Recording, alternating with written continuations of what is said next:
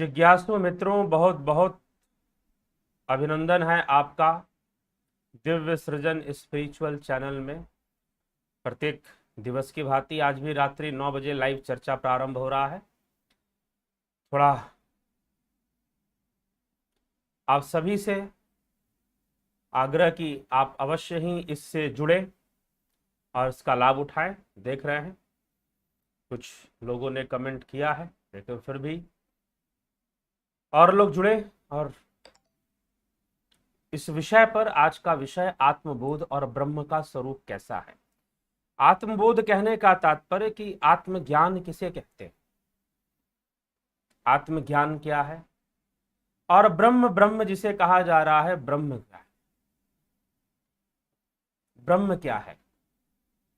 तो चलिए हम चर्चा करेंगे, लेकिन उससे पूर्व आप सभी को आदि गुरु शंकराचार्य की जयंती, आदि गुरु शंकराचार्य जयंती की शुभकामनाएं। तो थोड़ा सा आदि गुरु शंकराचार्य के जीवन पर भी थोड़ी चर्चा करेंगे और अद्वैत परंपरा पर भी थोड़ी चर्चा करेंगे।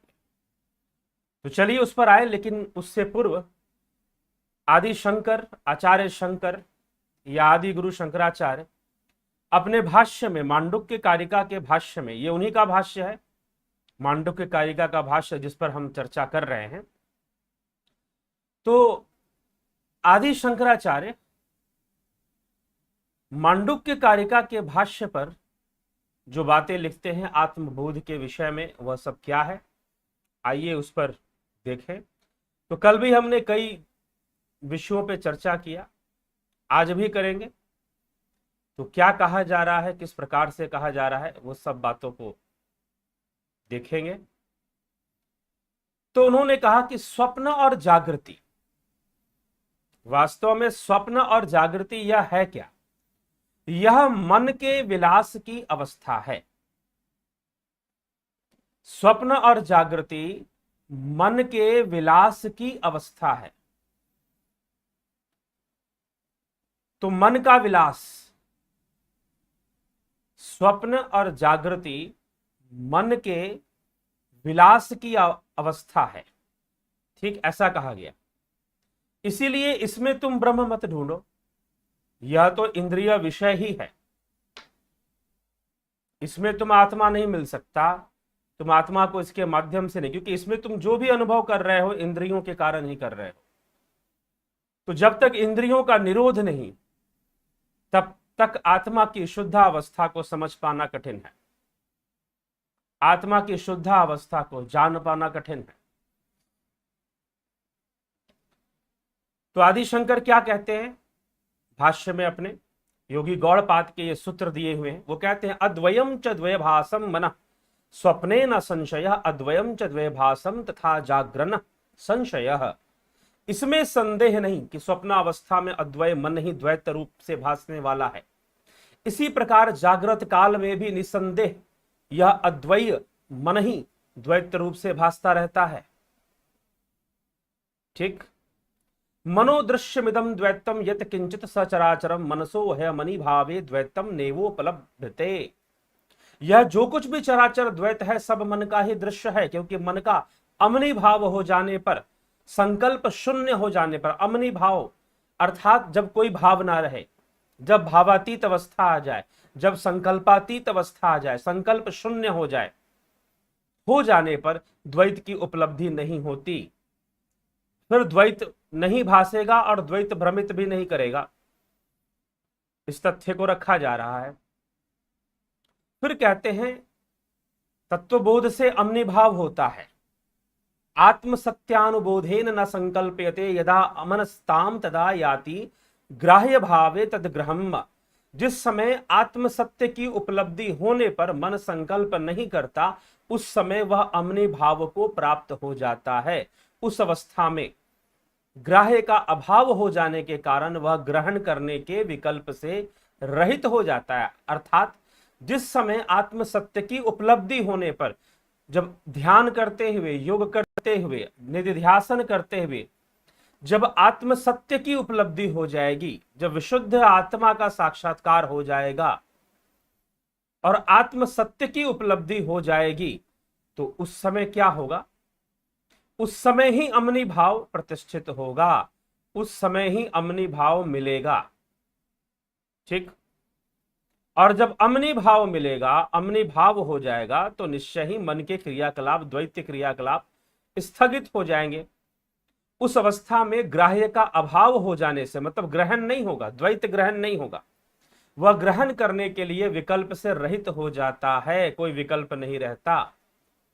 अकल्पक मजम ज्ञानम ज्ञाभिनम प्रचक्षते, ब्रह्म ज्ञेयम मजम नित्यम जेनाजम विबुध्यते।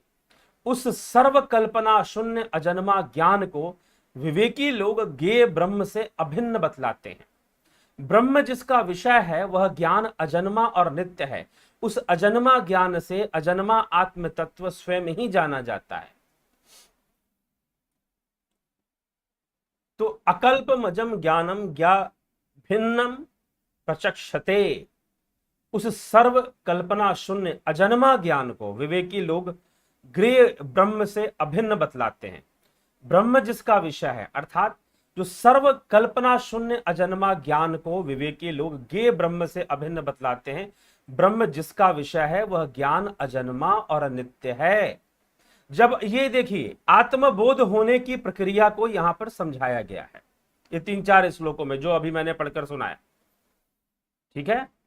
तो मांडुक्य कारिका अद्वैत प्रकरण के 30वें श्लोक से हम कर रहे हैं। पहले बताया गया कि मन जो ग्रहण करता है वह क्या है, वह द्वैत है। वह द्वैत को, स्वप्न और जागृत दोनों अवस्थाओं में वह द्वैत को ही ग्रहण करता है। तो मन का विलास है, जागृत और स्वप्न मन का विलास कहा गया है। और फिर कहा गया यह जो कुछ चराचर द्वैत है सब मन का दृश्य है, क्योंकि मन का अमनी भाव होने की बात, यहां अमनी भाव शब्द का प्रयोग किया जा रहा है। हेय अमनी भावे द्वैतम नैवोपलभ्यते। हेय अमनी भावे, यह अमनी भाव क्या है? अमनी भाव का अर्थ है भावातीत अवस्था, कल्पनातीत अवस्था। कल्प शून्य हो, संकल्प शून्य हो जाओ, कोई संकल्प नहीं, कोई कल्पना नहीं, कोई विकल्प नहीं, कोई भावना नहीं। यह संसार तो भावना मात्र है, यह संसार तो कल्पना मात्र है। अष्टावक्र महागीता में यह कहा गया, यह संसार भावना मात्र, कल्पना मात्र, इस प्रकार से इसे जाना गया। परंतु कल्पना मात्र, भावना मात्र, यह संसार जब कल्पना शून्य हो जाओगा, तुम्हारा मन जब हो जाएगा कल्पना शून्य, तुम अमनी भाव को प्राप्त हो जाओगे। अमनी भाव मतलब भाव शून्यता। जब कोई भाव नहीं होगा तो तुम ना जागृत में रहोगे, ना स्वप्न में रहोगे, ना सुषुप्ति में रहोगे, तुम तो तुरिया में जाओगे। और जब तुम अमनी भाव को प्राप्त हो जाओगे तो तुम्हें आत्मबोध होगा। वहां पर द्वैत नहीं रहेगा, द्वैत की उपलब्धि अब नहीं रहेगी। तो वो कह रहे हैं 32वें श्लोक में, आत्मसत्यानुबोधेन ना संकल्पयते यदा। जिस समय आत्म सत्य की उपलब्धि होने पर मन संकल्प नहीं करता। स्पष्ट रूप से कहा गया, आत्म सत्यानुबोधेन न संकल्पयते यदा। जिस समय आत्म सत्य की उपलब्धि होने पर मन संकल्प नहीं करता, उस समय वह अमनी भाव को प्राप्त हो जाता है। संकल्प नहीं रहेगा फिर कोई। उस अवस्था में ग्राह्य का अभाव हो जाने के कारण, ग्राह्य क्या मतलब जो ग्रहण कर रहा था इंद्रियों के माध्यम से, उसका अभाव हो जाने के कारण वह ग्रहण करने के विकल्प से मुक्त हो जाएगा। अब उसके पास ग्रहण करने का विकल्प नहीं, जब तक इंद्रिय गति है। ग्रहण करने का विकल्प किसके अंदर है? इंद्रियों के अंदर है। तो इंद्रियों से ग्रहण करता कौन है? मन ग्रहण करता है ना।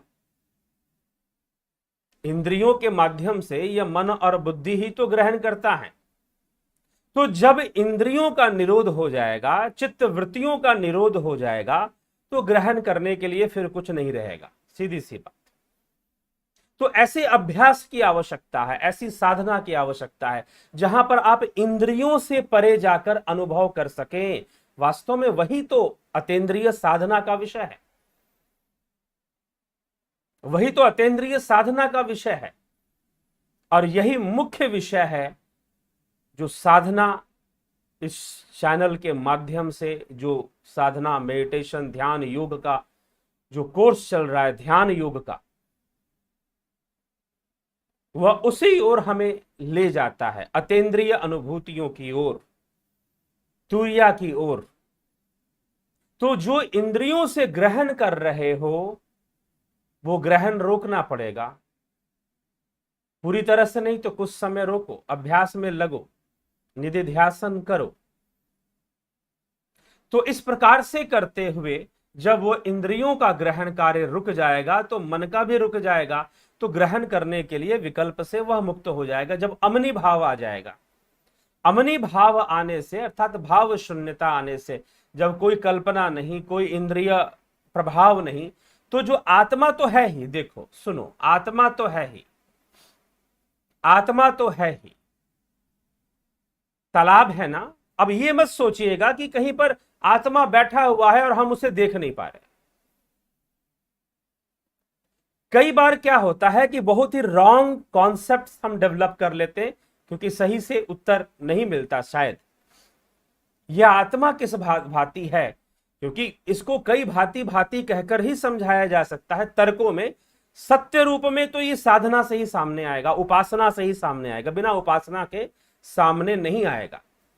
इसलिए उपासना अनिवार्य है। जैसे तालाब है, तालाब का तल तो है ही, अगर तालाब का बेसिन ना हो, एक तालाब है, अगर उसका बेसिन मतलब उसका तल, अगर वो ना हो तो तालाब भी नहीं रह सकता, सीधी सी बात। लेकिन आप बेसिन देख नहीं पाते क्योंकि तालाब का पानी मैला है, क्योंकि तालाब का पानी मैला है। आप देख नहीं पाते क्योंकि तालाब के पानी में हमेशा कोई नहा रहा है, कोई कपड़े धो रहा है, कोई पत्थर फेंक रहा है, तो उससे उसमें तरंगे उत्पन्न होती रहती है। और जब तरंगे उत्पन्न होती रहती हैं तो उसका तल नजर नहीं आता, दिखाई नहीं देता। फिर तो आत्मा तो जैसे है वह तो वैसे ही है, लेकिन इंद्रियों में उलझे हुए हैं हम, इंद्रिय अनुभूतियों में उलझे हुए हैं, द्वैत में उलझे हुए हैं, और हर बात को द्वैत से ही समझ लेना चाहते हैं, हर बात को द्वैत से ही समझ लेना चाहते हैं। समस्या यहां पर है। तो जब दुई का खेल खत्म होगा, कबीर की वाणी में आती है, दुई का खेल है जग में, हमें दुनिया से यारी क्या, हमन है इश्क मस्ताना, हमन को होश यारी क्या। इस प्रकार से कबीर की बहुत प्रसिद्ध वाणी है। उसमें वो ऐसा एक लाइन आता है उनकी, इस भजन कहिए या उनका जो भी गीत है, उसमें ये लाइन आती है कि हमन है इश्क मस्ताना, हमन को होश यारी क्या, दुई का खेल है जग में, हमें दुनिया से यारी क्या। कि संसार में तो दुई का खेल है, द्वैत का खेल है, मुझे इससे यारी नहीं करनी है, मुझे तो उस अपने प्रियतम से यारी करनी है जो आत्मा है, जिसको यहां पर शंकर आत्मा कह रहे हैं। वास्तव में कबीर का उपदेश हो या फिर कबीर की वानियां हो, गुरु नानक हो, जैसे कि गुरबानी माया तो ही मोही, मोही तो ही अंतर कैसा, कनक कटीक जल तरंग जैसा, मुझ में तुझ में, तुझ में मुझ में क्या फर्क। ठीक है। तो यहां पर शंकराचार्य जो भाष्य दे रहे हैं योगी गौड़पाद के सूत्रों का, मांडुक्य कारिका के सूत्रों का, वो यही है। इसलिए अद्वैत विचारधारा, बाद में आने वाले कई संतों के उसमें भी यह विचारधारा देखने को मिलती है। यद्यपि सर्वप्रथम ये पुराने में अगर देखा जाए तो वेदों के अंदर, और फिर राजा जनक और अष्टावक्र के संवाद में मिलता है। तो आचार्य शंकर या मांडुक्य कारिका के रचयिता योगी गौड़पाद, वो क्या कह रहे हैं यहां पर कि भाई जब तक द्वैत का खेल है, जब तक द्वैत है, जब तक तुम अमनी भाव को प्राप्त नहीं करते, तब तक यह संकल्पों में मन रहेगा, वो हटेगा तो बिल्कुल वैसे ही जैसे तालाब है, तालाब में गंदा पानी है और तरंगे है, तो तालाब का संपर्क बाहर से है। अगर तालाब अपना संपर्क बाहर से तोड़ दे, चलो वो तो निर्जीव या फिर उसे योग सामर्थ्य प्राप्त नहीं है, वह कोई मनुष्य योनि में तो है नहीं। मनुष्य योनि की यही महिमा है कि मनुष्य के द्वारा योग संभव है, मनुष्य के द्वारा योग संभव है, यही मनुष्य की महिमा है। तो तालाब बेचारा बाहर से अपना संपर्क तोड़ दे, कोई उस पर पत्थर ना मारे या मारे तो उसे फर्क ना पड़े, ठीक है, और उसका जो गंदगी है वो पूरी तरह से साफ हो जाए। और जब पूरी तरह से साफ हो जाएगा, और वो गंदा है क्यों? क्योंकि उसका संपर्क बाहर से है, लोग उसमें नहाते हैं, कपड़े धोते हैं, कुछ गंदा पानी भी डाल देते हैं, तो वो गंदा हो गया है। वैसे ये मन रूपी तालाब, यह मन रूपी तालाब इंद्रिय अनुभूतियों से, इंद्रियों से संग्रहित संस्कारों से मैला पड़ा हुआ है।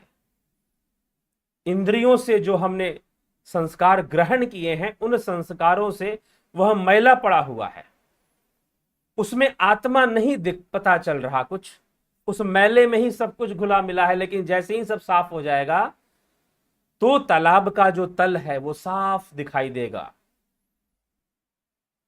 कभी ऋषिकेश जाइए या उससे भी पहले जाइए, गंगा के जल में देखेंगे तो नीचे के जो पत्थर हैं वो साफ दिखाई देते हैं, पानी कितना साफ होता है।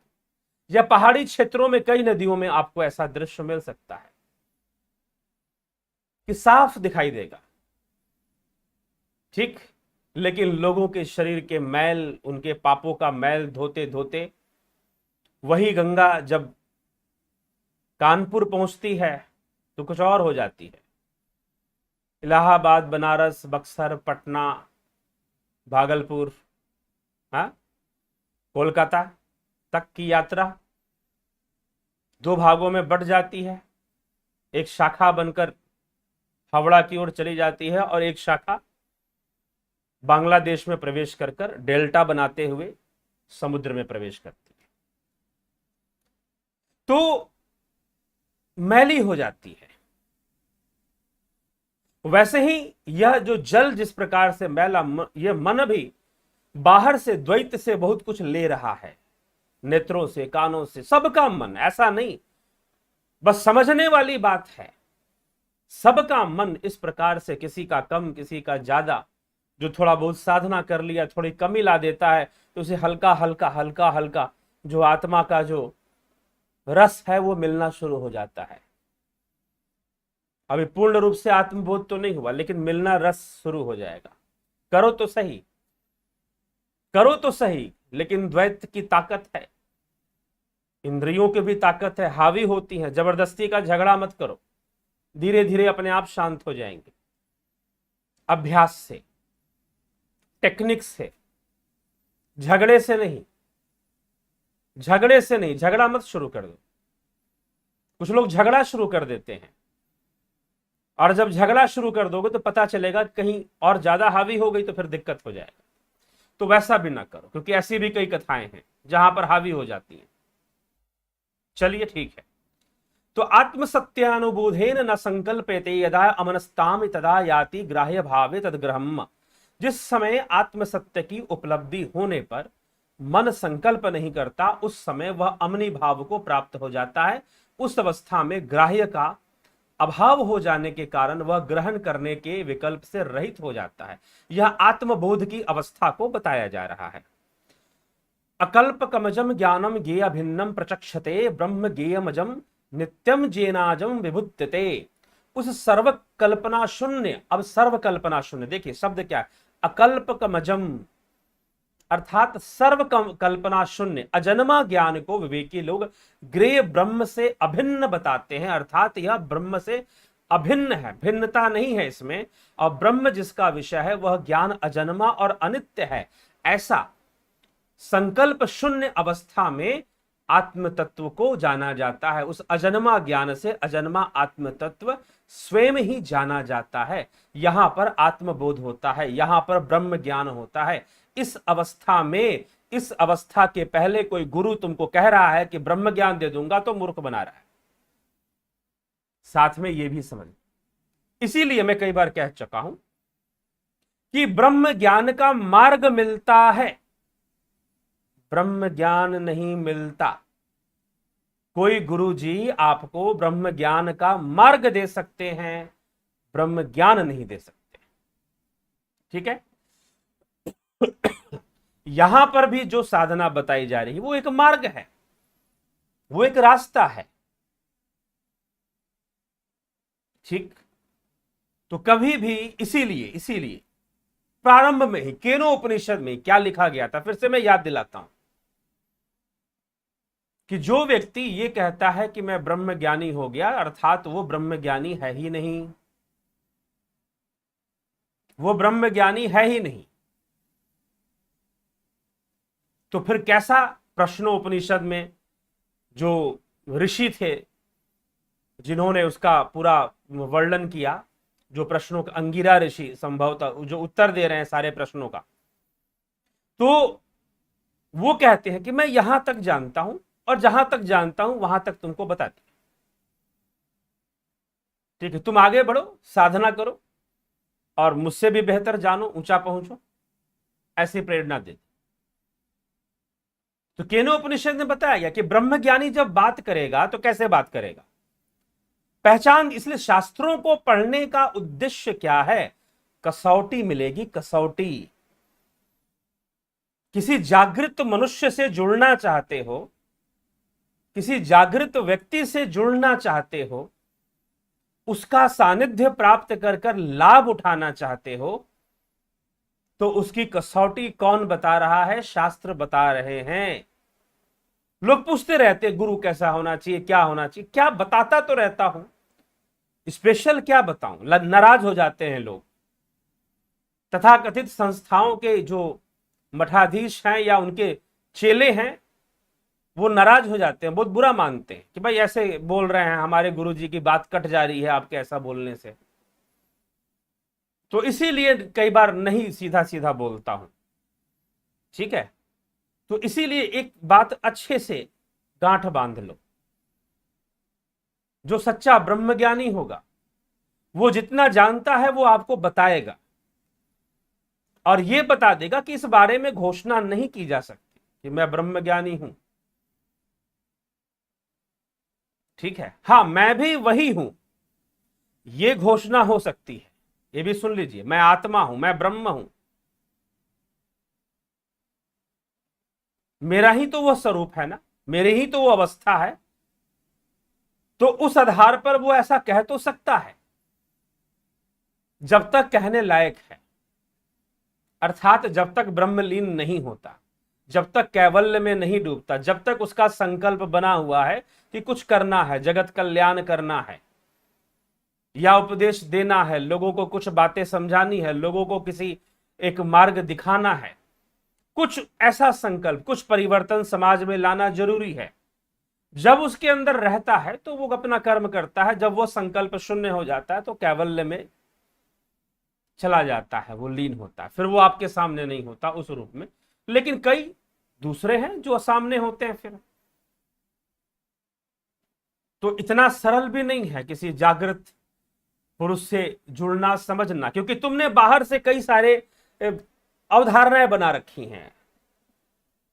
जो अवधारणाएं बना रखी हैं तुमने कि वो ऐसे कपड़े पहनेगा, ऐसे दाढ़ी बाल होगा, या तो कोई साधु सन्यासी होगा, या इस अखाड़े का होगा, उस संस्था का होगा। कैसे होता, कृष्ण किस रूप में थे, अर्जुन किस रूप में था, राजा जनक किस रूप में थे, अष्टावक्र किस रूप में थे। और जनक जब सुखदेव मुनि को उपदेश देते हैं तो जनक तो राजा थे, गृहस्थ थे, सुखदेव तो सन्यासी ब्रह्मचारी थे। कैसे समझोगे, कैसे इस विषय को स्पष्ट करोगे? अगर बाहरी वेश से ढूंढोगे तो निश्चय ही भटकते रहोगे, बाहरी चीजों से कुछ ना समझ में आने वाला, कुछ ना समझ में आने वाला। इसीलिए पूरी सच्चाई बता दो तो दिक्कत हो जाती है। तो कैसे जानोगे? इसलिए ब्रह्म ज्ञान क्या, ब्रह्म ज्ञानी कौन, आत्मबोध की चर्चा यहां पर की जा रही है। और ब्रह्म को जानने की बात अकल्पकमजम ज्ञानम ज्ञेय भिन्ना प्रशक्षते ब्रह्म गे मजम नित्य मजे नाजम विबुध्यते। उस सर्व कल्पना शून्य अजन्मा ज्ञान को विवेकी लोग गे ब्रह्म से अभिन्न बतलाते हैं। ब्रह्म जिसका विषय है वह ज्ञान अजन्मा और नित्य है। उस अजन्मा ज्ञान से अजन्मा आत्म तत्व स्वयं ही जाना जाता है। मतलब कि आत्मज्ञान से स्वयं ही जाना जाता है, कोई गुरुजी आपको करवाने वाले नहीं है, ध्यान रखिएगा। मार्ग जरूर बतला देंगे, वो पुल बन जाएंगे, लेकिन उस पुल पर चढ़कर इस पार से उस पार जाना तो तुम्हें ही पड़ेगा। गुरु सेतु बन जाएगा, लक्ष्य नहीं बनेगा। ठीक है, कोई इसलिए कहा जा रहा है कि स्वयं में, यहां पर शब्द का प्रयोग देखिए क्या कहा जा रहा है इस श्लोक के अंतर्गत। मांडुक्य कारिका जो है 33वां श्लोक, अकल्पकमजम ज्ञानम ज्ञ भिन्नम प्रचक्षते ब्रह्म गे मजम नित्य मजे नाजम विबुध्यते। ब्रह्म जिसका विषय है वह ज्ञान अजन्मा और नित्य है। उस अजन्मा ज्ञान से अजन्मा आत्म तत्व स्वयं ही निज में, निज शब्द का प्रयोग हुआ है, नित्य मजे नाजम विबुध्यते, निज में ही, अपने आप में ही, स्वयं ही जाना जाएगा, जाना जाता है। यही आत्मबोध है, यही ब्रह्मबोध है। ठीक, ये चीज है। और ऐसा होने से क्या होगा? निगृहीतस्य मनसो निर्विकल्पस्य धीमता प्रचारः सतु विज्ञेय सशुप्ते अन्यो न तत्समः। निगृहित, निर्विकल्प और विवेक संपन्न चित्त का जो व्यापार है वह विशेष रूप से ज्ञातव्य है। सुषुप्ति अवस्था में जो चित्त की वृत्ति है वह अन्य प्रकार की है, वह उस निरुद्धा अवस्था के समान नहीं है।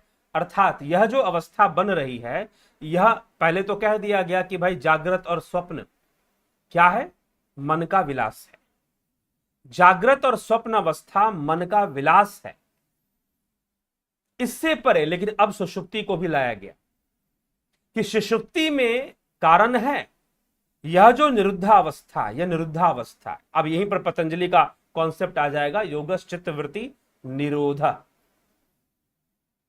नारद भक्ति सूत्र में भी भक्ति को निरोधात्मक कहा गया। निरोधात्मक क्यों भाई? क्योंकि भक्ति के द्वारा इस इंद्रिय जगत का निरोध होना है, तभी भक्ति है।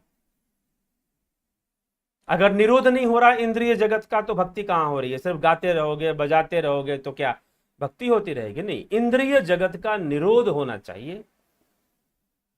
तो क्या निरोधात्मक चल रही है आपकी भक्ति, आपकी साधना?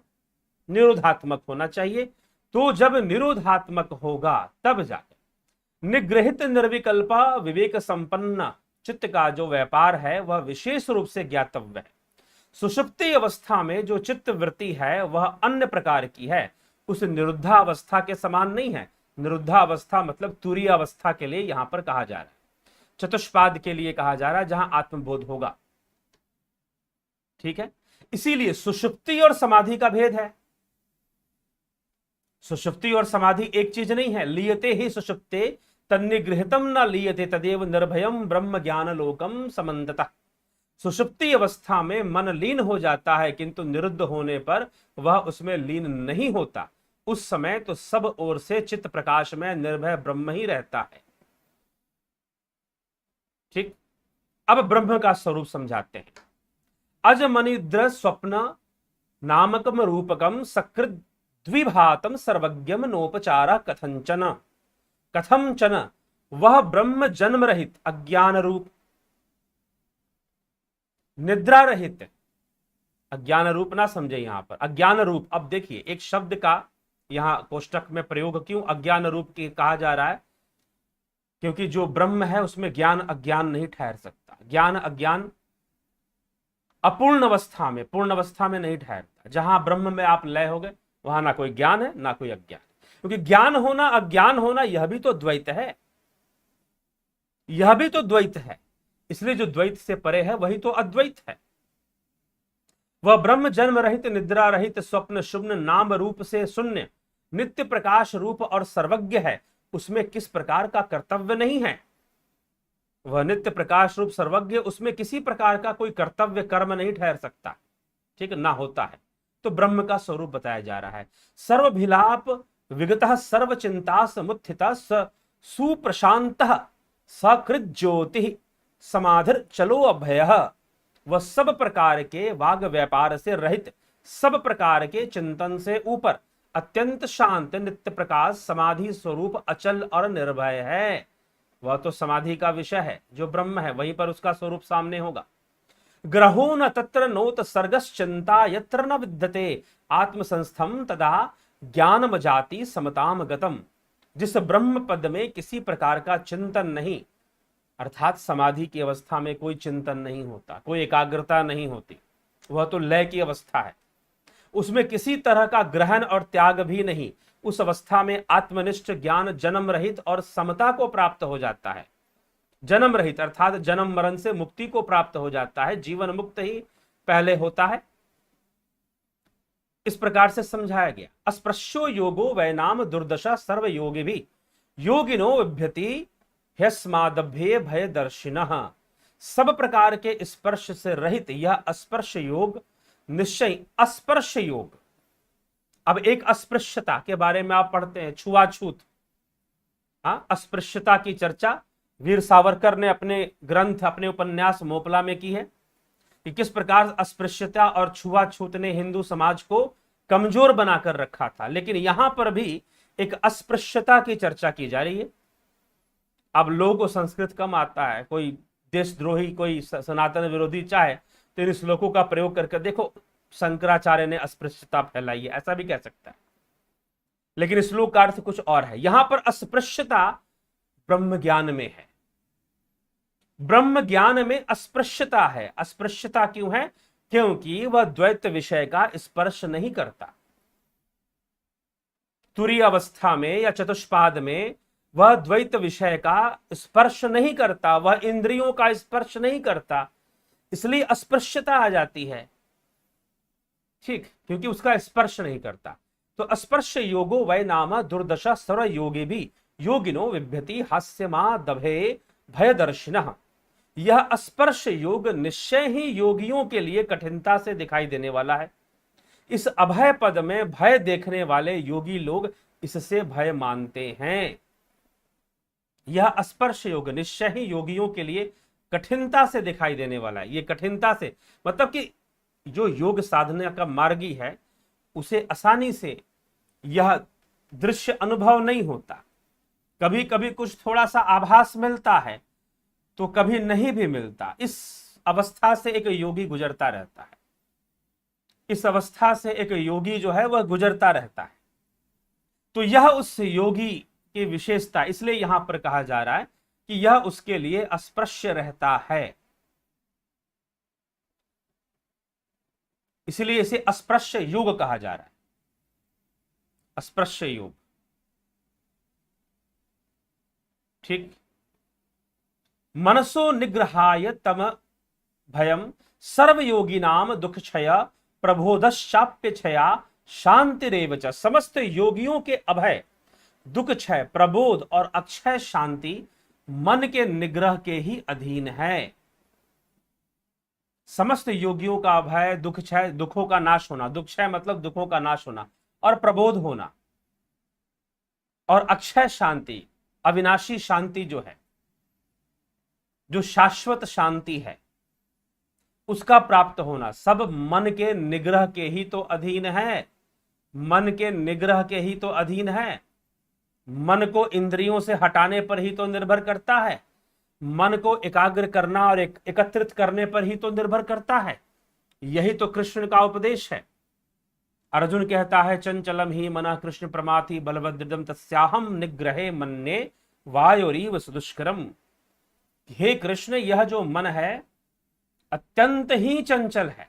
चंचलम ही मन कृष्ण प्रमाथि बलवदृढ़। चंचल है यह मन अत्यंत ही। कृष्ण प्रमाथि बलवदृढ़, प्रमाथि है, अत्यंत प्रमाथि है, बलवान है। तस्याहम निग्रह मन्ये, इसका निग्रह करना तो अत्यंत दुष्कर है। तस्याहम निग्रह मन्ये वायोरीव सुदुष्करम। वायु के समान है, हवा को बांधने के समान है। तो कृष्ण एक उपाय बताते हैं जो सबके ऊपर लागू होता है, और महर्षि पतंजलि ने भी वही उपाय बताया है। अभ्यासेन तु कौन्तेय वैराग्येन च गृह्यते असंशयम महाबाहो मनो दुर्निग्रहम चलम। इसमें कोई संशय नहीं है अर्जुन की मन बड़ा ही चंचल है, परंतु अभ्यास के द्वारा तू निरंतर वैराग्य, अब वैराग्य क्या है, घर बार छोड़ो जी, हाँ वैरागी बन जाओ। वैराग्य बोलते ही लोगों के मन में सीधा आएगा, दाढ़ी बाल बढ़ाया हुआ कोई साधु बिल्कुल अलग सा कहीं बैठा हो, ये वैराग्य। तो क्या राजा जनक वैरागी नहीं थे? बताइए, क्या अद्वैतवादी वाचस्पति मिश्र गृहस्थ जीवन जीते हुए वैरागी नहीं थे? और दूसरी बात, स्वयं कृष्ण क्या वैरागी नहीं थे? क्या अर्जुन वैरागी ना हुआ? तो आजकल क्या है कि हर अर्थ का अनर्थ हो चुका है, वैराग्य का अनर्थ हो चुका है, सन्यास का अनर्थ हो चुका है, धर्म का अनर्थ हो चुका है, हर शब्द का अर्थ हम खो चुके हैं, वास्तविक अर्थ तो हमें पता ही नहीं। और ये तथाकथित संस्थाएं कुछ और भी बात करती हैं। एक संस्था है जो ये कहती है कि धर्म वो जिसमें सारे धर्म विश्वास करते हो, सारे धर्म जिसमें आ जाते हो। मैंने कहा सारे धर्म कौन सा, एक ही तो धर्म होता है भाई, ये सारे धर्म कौन से धर्म की बात की जा रही है? ठीक है, तो सारे धर्मों को संतुष्ट करना तो राजनीति है, सीधी सी बात, संख्या बल बढ़ाने वाले काम है, जैसे नेता लोग संख्या बल बढ़ाने में लगे रहते हैं। ठीक है, जहां राजनीति है वहां राजनीति करो, लेकिन तुम धार्मिक चोला पहनकर राजनीति करते हो, समस्या यहां पर है। तो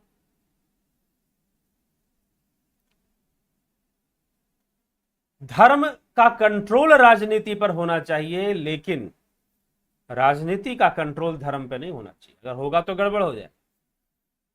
बात सामाजिक धर्म की, तो धर्म शब्द का अनर्थ है, वैराग्य शब्द का अनर्थ है। तो वैराग्य का सीधा अर्थ है राग का विरोधी, विराग, राग का विरोध ही वैराग्य है। तो इंद्रियों के माध्यम से जो विषयों में राग उत्पन्न हो रहा है उसका विरोध होना वैराग्य है। आप राग मतलब इंद्रियों में जो राग उत्पन्न हो रहा है उसको ना होने दिया जाए धीरे धीरे, तो वैराग्य होगा, मन का निग्रह होगा। ठीक है, यह विषय स्पष्ट होता, तो इसलिए निग्रह। तो चलिए मन के निग्रह पर कभी और हम बोलेंगे, अभी हम देखते हैं। आज का विषय हुआ ब्रह्म का स्वरूप भी स्पष्ट हुआ, और आत्मबोध किसे कहते हैं यह भी स्पष्ट हुआ। एक और विषय है हमने लिया सुषुप्ति और समाधि, आगे भी इसको और लिया जाएगा। तो चलिए, तो बबीता धीमान जी, जगत नारायण जी, गोपाल शर्मा जी, बलदाऊ योगी जी, नवजोत योगी जी,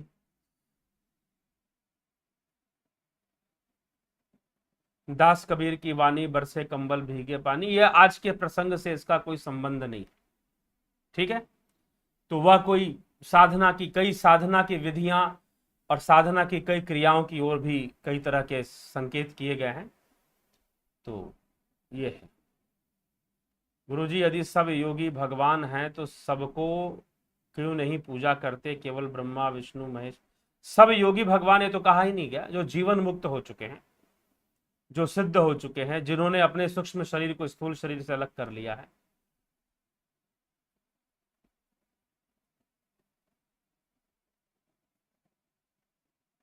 ठीक,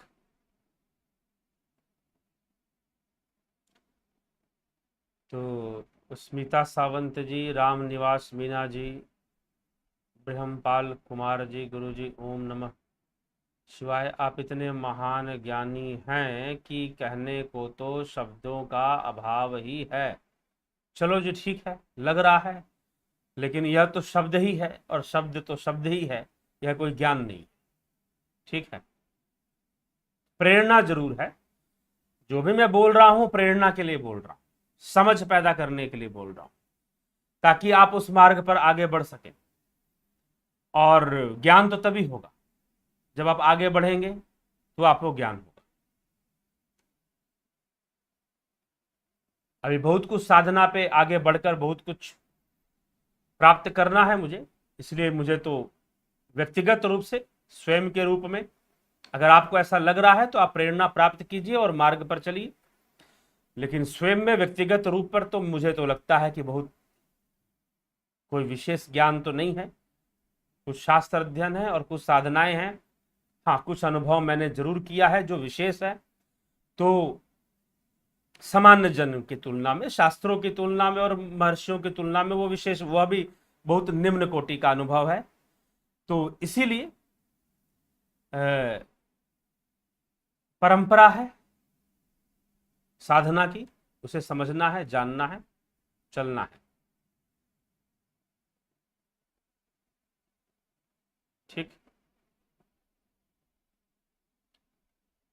गुरुजी, आप कल लाइव में कबीर के दोहा के ऊपर व्याख्या कीजिएगा। कबीर का दोहा बड़ा अच्छा, ठीक है, अच्छा लगता है, अच्छी बात है, लेकिन प्रमाणिक नहीं है।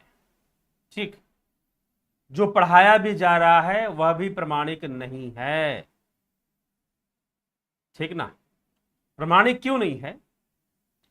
क्योंकि मिलावट बहुत है कबीर की वाणियों में, और प्रमाणिक ना होने के कारण उस पर बोलना या व्याख्या करना बहुत ठीक नहीं होता कई बार। तो कई विषय हैं जो प्रमाणिक नहीं है। और जब हम बात शास्त्रों की करते हैं, उपनिषदों की करते हैं, श्रीमद् भगवद गीता की करते हैं, तो वहां पर श्लोकों की संख्या निश्चित है। कबीर वाणी की इस के जो शब्द हैं या वाणियां हैं उसकी संख्या निश्चित नहीं है, यहां पर संख्या निश्चित है। तो यहां की प्रमाणिकता कई गुना अधिक है अगर मांडुक्य कारिका के श्लोकों पर। क्योंकि देखिए, एक तो संस्कृत के ऐसे विद्वान नहीं कि बहुत फेरबदल कर सके, और शास्त्रों में फेरबदल इतना आसान नहीं है। हाँ, पुराणों में आसान, क्योंकि पुराणों में कथाएं चलती हैं, तो कथाओं को अलग ढंग से लिख देना संभव। मिलावट दिखता भी है, इतिहास में दिख सकता है, रामायण में दिख सकता है, भागवत महापुराण में दिख सकता है, परंतु जो शास्त्र विषय हैं, जो सूत्र आधारित हैं, पतंजलि योग सूत्र हैं और जो सूत्र आधारित, उन पे मिलावट इतना सरल नहीं है। तो इसीलिए, और दूसरा यह है कि कबीर हुए चाहे गुरु नानक हुए, आधार तो वही है, आधार तो वैदिक शास्त्र ही हैं। तो क्यों ना जो मूल बातें हैं उन्हीं पर दृष्टि डाला जाए, उन्हीं को समझा जाए।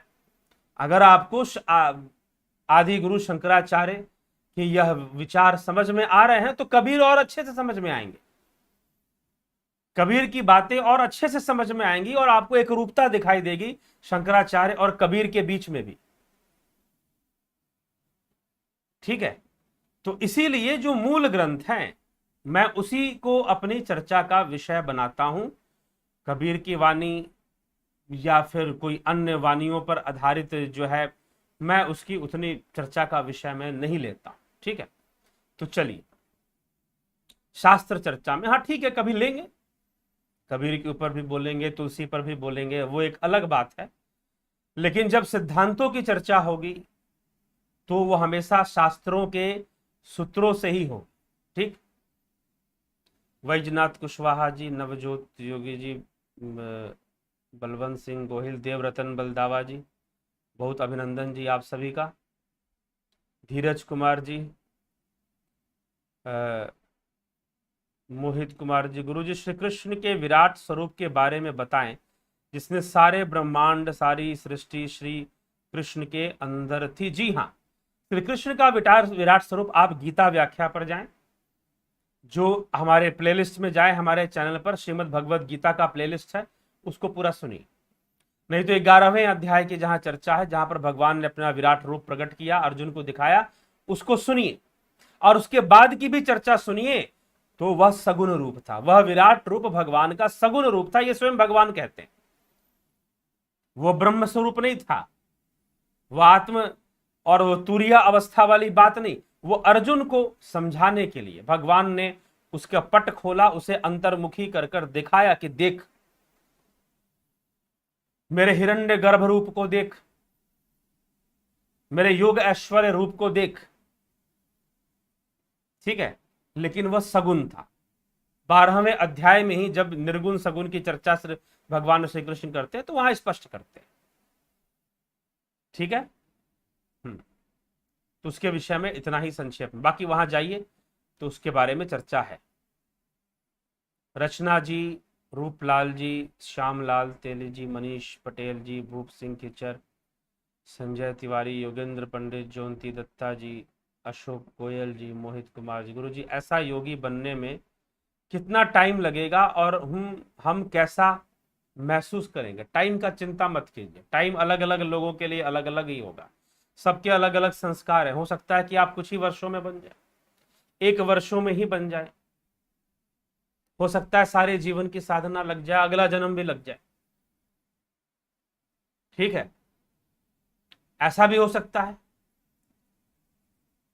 महत्व ये नहीं कितना टाइम लगेगा, करना पड़ेगा, शुरू करना पड़ेगा भैया, यात्रा तो शुरू करो, चलना तो शुरू करो, साधना तो शुरू करो, बस वही महत्वपूर्ण है। धीरे धीरे होगा, जबरदस्ती नहीं हो, करने के अलावा कोई विकल्प नहीं।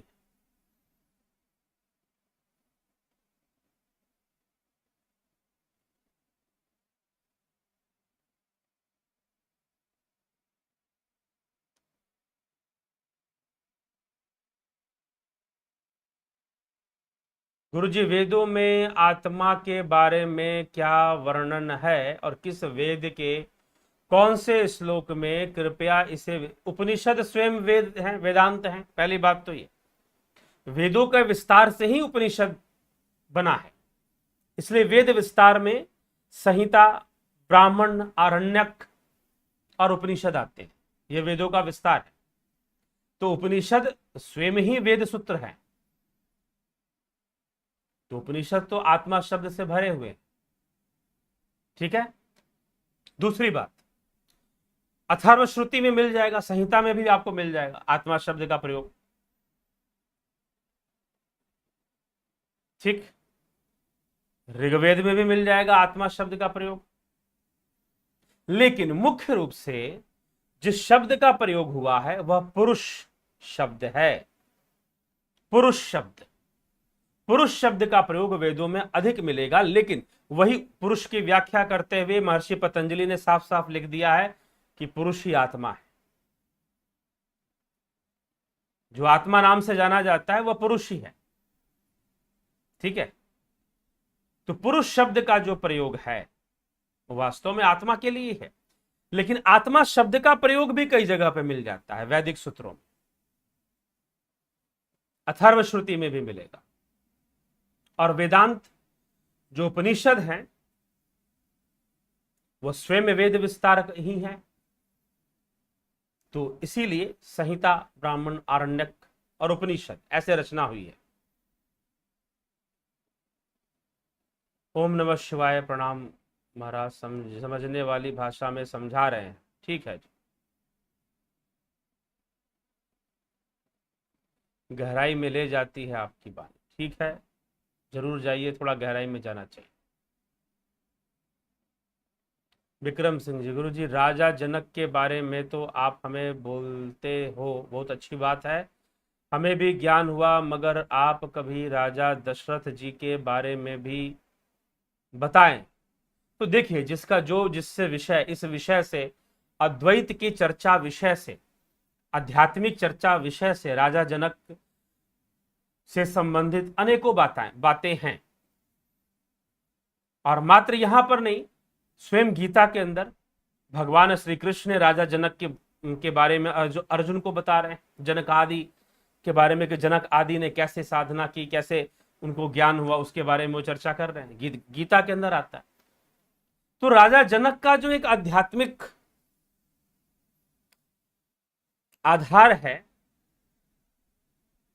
उनकी जो पृष्ठभूमि है आध्यात्मिक, वो उनको ज्यादा चर्चा में ले आती है, इसलिए विद्वानों की चर्चा में, आध्यात्मिक चर्चाओं में राजा जनक के बिना वार्ताएं आगे नहीं बढ़ती है। आप मुझे क्या, तथाकथित कई कथावाचक और उनको भी सुनेंगे, तो वो जनक जब भी कोई आध्यात्मिक विषय को समझाना होगा, तो कहीं ना कहीं साधना के विषय में, गुरु के विषय में उन्हें कुछ समझाना होगा, तो वो राजा जनक को ले ही आएंगे।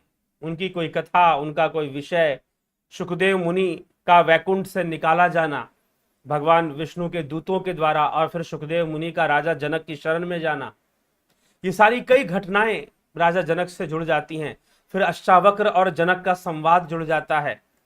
तो कई ऐसी चीजें जुड़ने के कारण, तो भारतीय अध्यात्म में जब भी आप भारतीय अध्यात्म की चर्चा करेंगे तो उसमें बिना जनक के आपको नहीं मिलेगी चर्चा। ठीक है, तो एक बहुत बड़ा नाम है ये भारतीय सनातन धर्म, सनातन संस्कृति और भारतीय अध्यात्म में, आध्यात्मिक चर्चा में एक बहुत बड़ा स्थान है जनक का। तो उनके बिना कोई चर्चा नहीं मिलती है। ठीक है, इसको आपको ध्यान देना पड़ेगा, इसलिए बहुत महत्वपूर्ण है। यह अद्वैत की श्रृंखला भी जनक से ही प्रस्फुटित होती नजर आती है, तो इसलिए यह एक बहुत महत्वपूर्ण विषय बन जाता है। तो ठीक है, राजा दशरथ का गौरव यह है कि वो भगवान राम के पिता होने का सौभाग्य उनको प्राप्त हुआ, भगवान राम के पिता होने का सौभाग्य उनको प्राप्त हुआ, और यह बहुत बड़ा सौभाग्य है। सामाजिक और राजनीतिक दृष्टि से अगर आप चर्चा करेंगे तो राजा दशरथ के अंदर बहुत सारे विषय हैं, बहुत सारे विषय मिलेंगे। लेकिन जब आप आध्यात्मिक चर्चा करेंगे तो दशरथ के अंदर बहुत कुछ नहीं मिलता। सामाजिक चर्चा करेंगे, सामाजिक पारिवारिक चर्चा करेंगे, तो फिर दशरथ के अंदर बहुत कुछ मिलता है। कई चीजें मिलती हैं, कई गुण दिखाई देते हैं, एक राजा का गुण, एक पिता का गुण, एक पति का गुण, ठीक, दशरथ के अंदर दिखाई देता है। लेकिन जब आध्यात्मिक चर्चा करेंगे तो वहां तो जनक जनक जनक जनक का नाम बहुत ऊंचा है। इस मामले में स्वयं जब कृष्ण को जब नाम लेना पड़ रहा है, शंकर की व्याख्या जनक से अछूती नहीं हो सकती है, तो सोच सकते हैं कि जनक का क्या स्थान रहा है भारतीय आध्यात्मिक चर्चा में, दार्शनिक चर्चा में। ठीक है, सामाजिक, राजनीतिक, एक पिता, एक पुत्र, एक पति, एक परिवार। तो राजा दशरथ ने जिस प्रकार से अपने पति होने का, अपने पिता होने का, रघुवंशी होने का जो दायित्व निभाया है, इतने कठिन से कठिन परिस्थितियों में रहते हुए, तो वह सब अत्यंत सराहनीय है। उस दृष्टिकोण से अगर हम देखेंगे तो निश्चय ही वो थे। और उस काल में जब रावण का अत्याचार चारों तरफ बढ़ रहा था, असुरों का, तो देवासुर युद्ध करने वाले, और कई इस प्रकार से कई ऐसे गुण हैं जो लिया जाता है एक गृहस्थ के रूप में, एक परिवार के रूप में, एक समाज के रूप में। तो निश्चय ही दशरथ का उस संदर्भ में हम जाएंगे तो दशरथ से बहुत कुछ सीखने को मिलता है, और कई बातें देखने को मिलती जो आज भारतीय संविधान में, संविधान के अंदर वैसे बदलाव लाने चाहिए, जहां पर अयोध्या के अंदर दशरथ ने जो शासन प्रशासन चलाया था, या जिस तरह की चीजें थी राजनीतिक हिसाब से, कुछ रामायण है जैसे कंब रामायण है, या कुछ अन्य रामायण है जो कि कुछ कुछ बातें लिखते हैं उस विषय में, तो वहां पर दशरथ की महिमा आती है फिर। ठीक है, तो वो एक अलग क्षेत्र में चला जाता है चर्चा। तो चलिए, ठीक, तो मून और मार्स क्या है कृपया बताएं। न मून और मार्स कुछ नहीं है, मेंबरशिप है। मून नहीं है, मार्स भी नहीं है। अब उसके लिए अलग से हम कोर्स लाएंगे। मून मार्स से संबंधित जो बातें हैं वो नहीं चल रही है, सन और जुपिटर जो कोर्सेस हैं वही चल रही है। तो मून मार्स के चक्कर में फिलहाल ना पड़े। उसमें ज्योतिष और संगीत का कोर्स था जो कि अभी ऑनलाइन हम नहीं दे पा रहे हैं, लेकिन भविष्य में क्योंकि कोरोना वोरोना और बहुत सारे चक्करों के कारण ये सब थोड़ा सा संगीत का कोर्स और कई कोर्सेस भविष्य में आएंगी, नेचुरोपैथी और कई चीज़ों को लाया जाएगा, तो वो भी सब शुरू होने वाली हैं। तो देखिए कब तक कैसे शुरू होती है। तो करना तो है लेकिन समय लगेगा, तो अभी वो रुका हुआ है। जुपिटर मेंबरशिप और सन मेंबरशिप के अंदर जो साधना है, ध्यान योग है, वही चल रहा है। ठीक,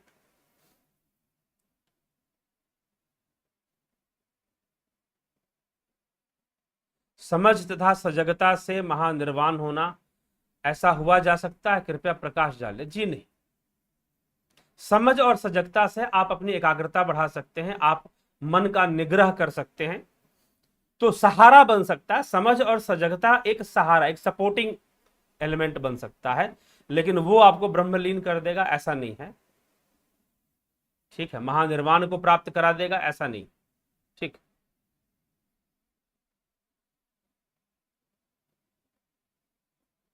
लवीना कनाडे, अभिनंदन है आपका। मन मैन श्री सुमन गथिया, आपका अप्रतिम ज्ञान सुनता हूँ, लाभ प्राप्त करता हूँ, एज 64। ठीक है जी। वर्षा सचदेव जी, अभिनंदन।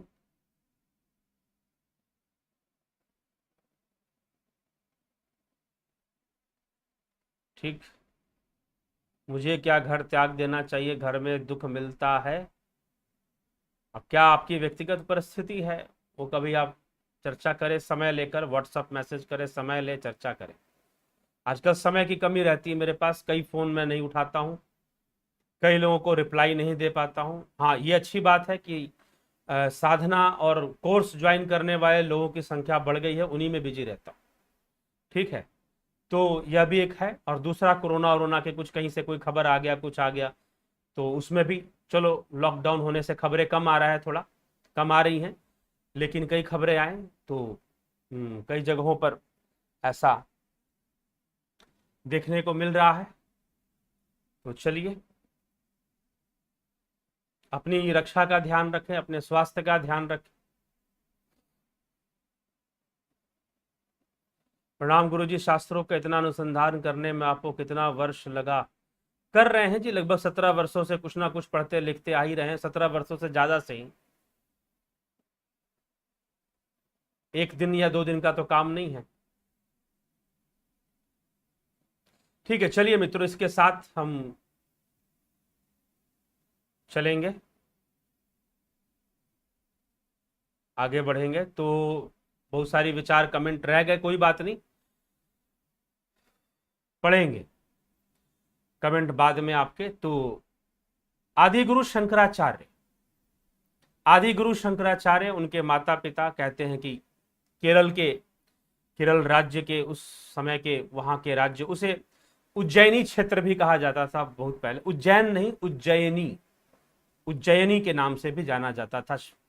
तो उस दक्षिण भारत के ब्राह्मण परिवार में उनका जन्म होता है, गरीब ब्राह्मण परिवार, दरिद्र ब्राह्मण परिवार, जो कि धनहीन होते हैं उनके पिता, संतानहीन भी होते हैं, बार बार प्रार्थना करते रहते हैं कि प्रभु यह कैसा जीवन मुझे मिला, धनहीन भी हूं, संतानहीन भी हूं, धनहीन तो मैं हूं लेकिन संतानहीन ना रहूं, कुछ ऐसा हो जाए। तो किसी महात्मा, किसी संत की प्रेरणा से उनको तपस्या करने की प्रेरणा मिलती है, और वो तपस्या करते हैं शिव, भगवान शिव को प्रसन्न करने हेतु। और भगवान शिव को अपनी तपस्या से प्रसन्न कर शिव प्रकट होते हैं साधु रूप में ही, और प्रकट होकर कहते हैं कि देखो, तुम्हारा पुत्र होगा, लेकिन दीर्घायु होगा तो ज्ञानी नहीं होगा, अगर सर्वज्ञ होगा तो दीर्घायु नहीं होगा। तुम्हें क्या चाहिए? दीर्घायु चाहिए जो बहुत लंबी उम्र तक जिए, या फिर सर्वज्ञ चाहिए जो सब कुछ जानने वाला हो? क्योंकि अगर सर्वज्ञ होगा तो दीर्घायु नहीं होगा, अल्पायु वाला होगा, और अगर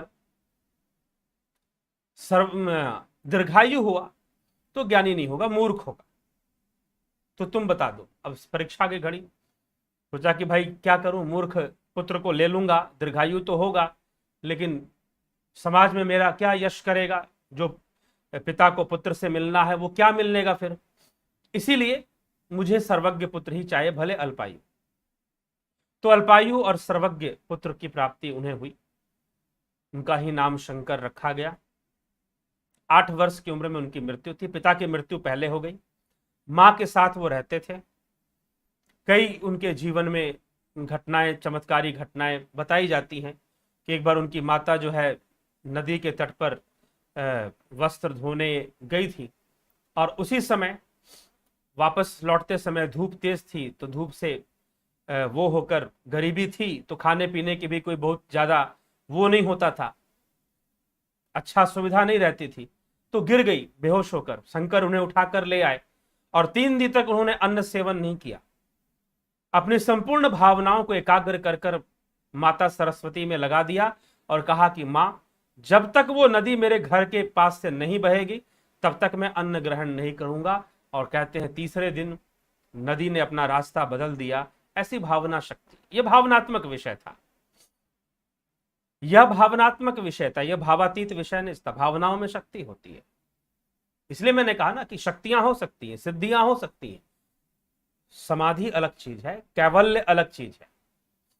ठीक, तो अपनी भाव शक्ति से उन्होंने नदी का रास्ता ही मोड़ दिया और नदी को उनके घर के पास से गुजरना पड़ा। ऐसी कथा आती है। फिर 8 वर्ष की उम्र में अपनी माँ से कहते हैं कि माँ मुझे सन्यास दे दे, नहीं तो मेरी मृत्यु हो जाएगी, मेरा सन्यास योग है। तो उन्हें वरदान भी था कि अगर 8 वर्ष में सन्यास योग हो जाए तो मृत्यु टल जाएगी, फिर 8 वर्ष के लिए बढ़ जाएगी, 16वें वर्ष में आएगी, तो 16वें वर्ष में अगर देव योग हो जाए तो मृत्यु टल जाएगी, फिर दुगना और 16 16 32 वर्ष तक चली जाएगा, जीवन जाएगा। तो इस प्रकार से 32 वर्ष के उम्र में उन्होंने कैवल्य समाधि ले ली, निर्बीज समाधि में लीन हो गए, ब्रह्मलीन हो गए 32 वर्ष की उम्र में। उससे पूर्व 16 वर्ष तक उन्होंने भाष्य दे दिए।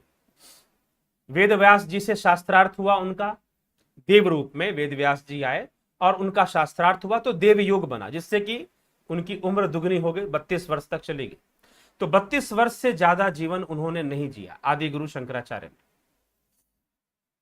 उसी में सारे विचार दिए, उसी में उपदेश सहस्त्री, उसी में विवेक चूड़ामणि, उसी में भज गोविंदम, ये सारी रचनाएं आती हैं। कई भाष्य, कई स्तुतियां, माता की स्तुतियां, ठीक ना, देवी की स्तुतियां, ठीक है, वो उन्होंने लिखे।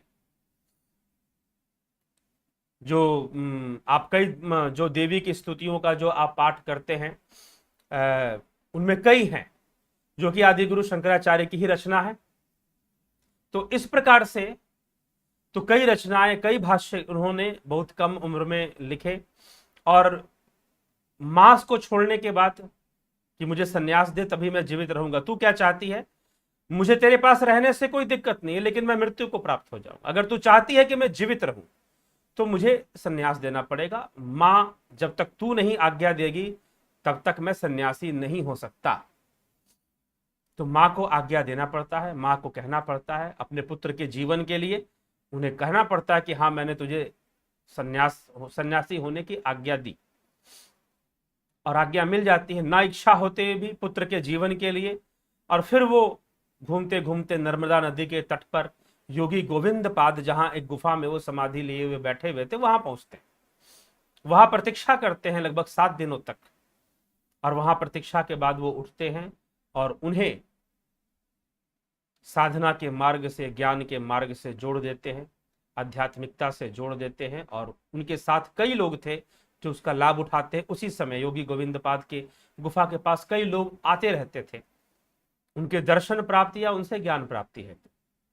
जो इस मार्ग के जिज्ञासु थे, समय बीत गया, आगे बढ़ते गए, काशी गए, बद्रीनाथ तक गए, कई यात्राएं, केदारनाथ की यात्रा, आदि गुरु शंकराचार्य की ये सब प्रतिष्ठित किए हुए स्थान है। ये तीर्थ स्थल धीरे धीरे त्याज्य हो रहे थे, लेकिन आदि गुरु ने फिर से आकर इन सबको प्रतिष्ठित किया, चाहे वो केदारनाथ हो, चाहे वो बद्रीनाथ हो, फिर से प्रतिष्ठित किया, सारे तीर्थों को प्रतिष्ठित किया। तो इस प्रकार से भी वर्णन आता है।